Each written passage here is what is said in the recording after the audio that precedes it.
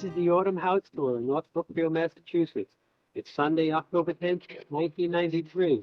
It's sponsored by the North Brookfield Quaboag Historical Society. On the map, this is house number 1, the Ayers House at 24 Ayers Street. Originally built as a salt box around 1740, it was expanded with a full second floor and a large attic later in the 18th century.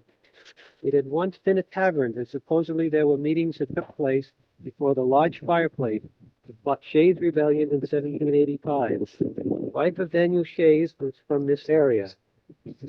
There is a legend that there are gold buried in a root cellar that goes back to that time.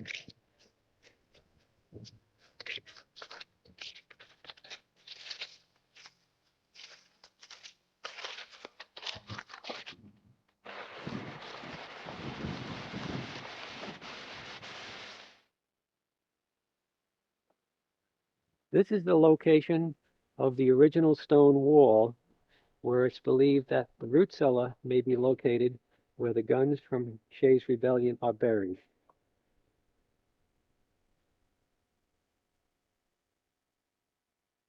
The present owners have unearthed the door stones and a hand-hewn grinding bowl, which had been carved out of a large rock, as well as several other indoor and outdoor archaeological finds, but they have not yet found the guns. But she painted the watercolor, don't have to stuff the floor on. Then you can paint the watercolor on the stairwell. The house contains the typical center chimney with 3 fireplaces on the first floor. The owners discovered an additional fireplace on the second floor, which had been boarded up in 1872.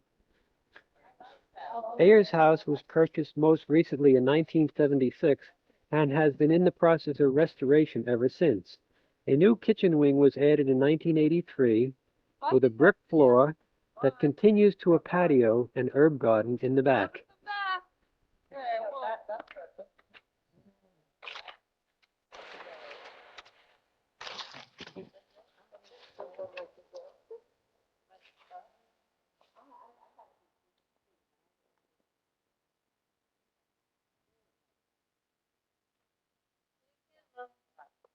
Some rooms have changed position and purposes.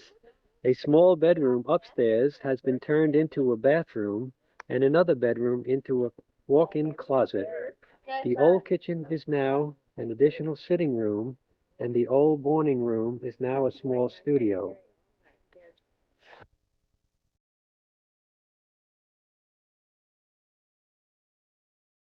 This is stop number 2, the Bigelow Crawford House at 10 Bigelow Road. Perched on a knoll overlooking a piece of colonial farmland known as Matchock Meadows in the 1670s, this lovingly cared-for house is a prime example of rural New England architecture. The original recorded transaction of the land was grant number 23 to Thomas Barnes between 1701 and 1721. Upon his death in 1737, 107 acres were sold to Jason Bigelow, later a lieutenant in the Revolutionary War, and this house was then built. The farm has been continued in the Bigelow Crawford family to the present. The classic structure is of center chimney design with 5 fireplaces and 2 beehive ovens. Original paneling, some boards 36 inches wide, is evident throughout, notably in the kitchen, great room, parlor, stairway, and bathroom. Exposed beams are hand-hewn, pegged and nailed with original fasteners. Of great interest are the built-in china cabinet in the great room, the spice cabinet in the kitchen, the wide pine floorboards, the jelly cabinet, and a wonderful rocking chair. Throughout the house, look for door latches and strap hinges, many of which have the witch's hex X symbol. When outside, note the attached L, which was the milk room and the woodshed. If open, we can take a peek in the barn. This house is a gem.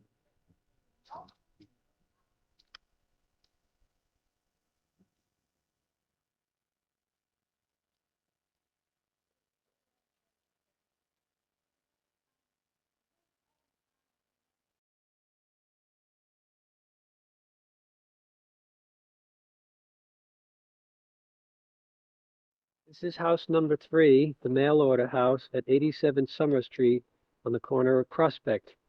Unfortunately, this house was not open for the tour.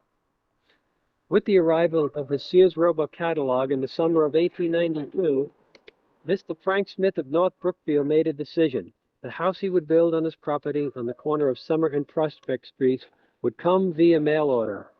Both of the two mail-order giants of the time, Sears Roebuck and Montgomery Ward's, were offering homes for the $600 six-room category to the 1995 deluxe 9-room plus category, complete with maple floors, yellow pine woodwork, carved front door, artistic front windows, all erected on your lot and painted with a color of your choice.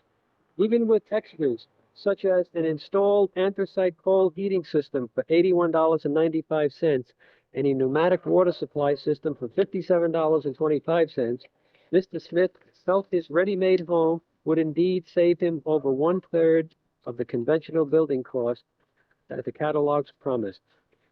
Today, the house is arranged for 3 apartments, the first floor unit being the one open for the tour. The layout here has not changed, consisting of large dining and living rooms, 3 bedrooms, a kitchen and bath. The rooms have 10-foot ceilings, original windows and doors, and retain the original varnished woodwork. The exterior of the house is especially eye-catching, with its ornate trim and balustrades, wraparound porch and balconies, and starburst paneling. According to its owner, the house is 100 years old this year.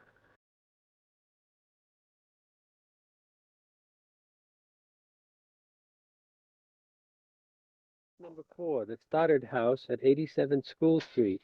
The house was originally built around 1859 by the Stoddard family. We have been informed that he was a local physician and ran his practice out of his house for many years. The house sits on a 3/4-acre lot, slightly elevated from School Street, with a beautiful terraced front lawn. The property provides a unique sense of privacy while being centrally located in North Brookfield. The house is an old 3-story colonial with 17 rooms and originally had a carriage house attached to the back L. Time has taken its toll on this once grand old home.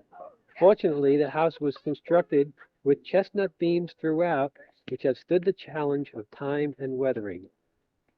The home is currently undergoing a major renovation process with one eye looking at the past and the other towards the future.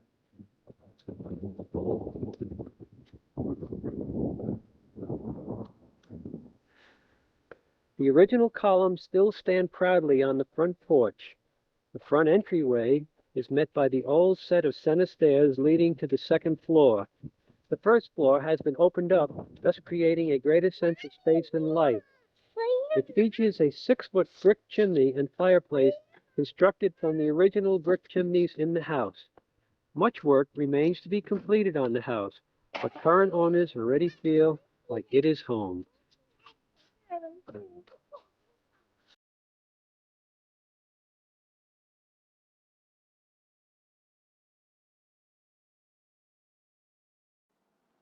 House number 5 is the Tillotson Roundhouse at 10 Rufus Putnam Road. Set on Rufus Putnam Road, so named for General Rufus Putnam of French and Indian War and Revolutionary War fame, who lived and farmed in this section of North Brookfield from 1761 until 1781. The 8-sided roundhouse was built sometime in the 1700s as a farmhouse, complete with 2-story barn, which was destroyed by a hurricane in the 1950s. It was used continuously as a farm until the 50s, when last farmed by Harold and Bernice Tillotson, who owned the property from 1948 to 1985. Hello, hello. Hi. Purchased by Howard Tillotson in 1985, it has been recently renovated into modern apartments. During renovations, the siding was completely stripped from the outside, revealing a very curious framing technique. All 8 outside walls were built of solid chestnut 2x4s, laid one atop the other, much like a fort or log cabin. Interlocked at each corner, they were nailed together with square-cut nails, creating a very solid wall construction. Possible explanations for this could have been protection from hostile Indians or more likely, insulation from the cold. There were no studs used inside. Lath and horsehair plaster were adhered directly to the solid 2x4 walls, which had to be removed and studded out in order to insulate, wire, and plumb the house. There is a central chimney, off of which there were 4 fireplaces on each floor. These are 4 main 14 by 16-foot rooms per floor, with leftover triangular spaces used for staircases, bathrooms, small bedrooms, and closet space. Although much has changed from its original appearance, the roundhouse has been made structurally sound enough to last for at least another century.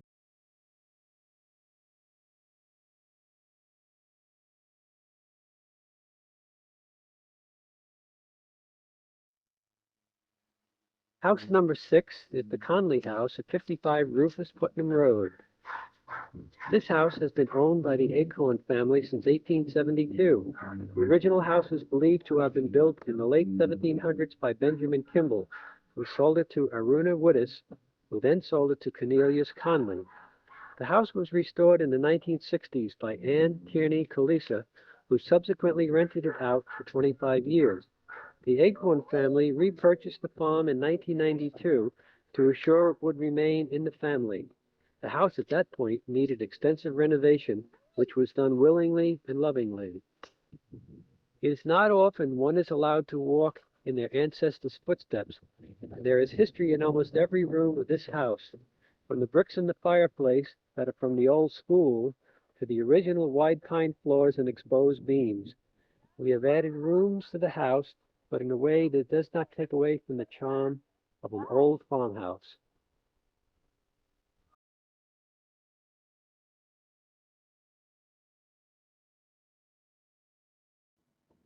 This is house number 7, the Lakeview Farm, 179 Oakham Road. This 18th century farm consisted of 180 acres. The land grants date back to 1721. Tilly Myrick showed ownership until 1729. He then sold to Henry Lee, and in the same year, Henry sold to Colonel Thomas Fitch of Boston. In 1737, the property was sold to Benjamin Bartlett, henceforth remained in the Bartlett family until the mid-1800s. It was then sold to Ebenezer Parkman and remained in the Parkman family until 1923. At this time, M.J. Howard purchased the property. Father Howard, brother to M.J. Howard of St. Peter's Parish of Worcester, used the property as a boys' home. In 1931, the property was purchased by John and Clara Higgins, family of Higgins Armory, who held many social events on the property. In 1798, the United States direct tax was levied on the farm. This was the first year this tax was initiated and provided not only the value of each house, but its size, number of windows, number of stories, and type of construction. This house, consisting of 1,080 square feet, was a wood structure with 10 windows. The barn was 30 feet by 50 feet. Through the years, the house changed considerably with several additions. Presently, it features 13 rooms, 7 fireplaces, wide pine floors, split laths with horsehair plaster, 5-point ridge poles, hand-forged nails, all relating to the 18th century.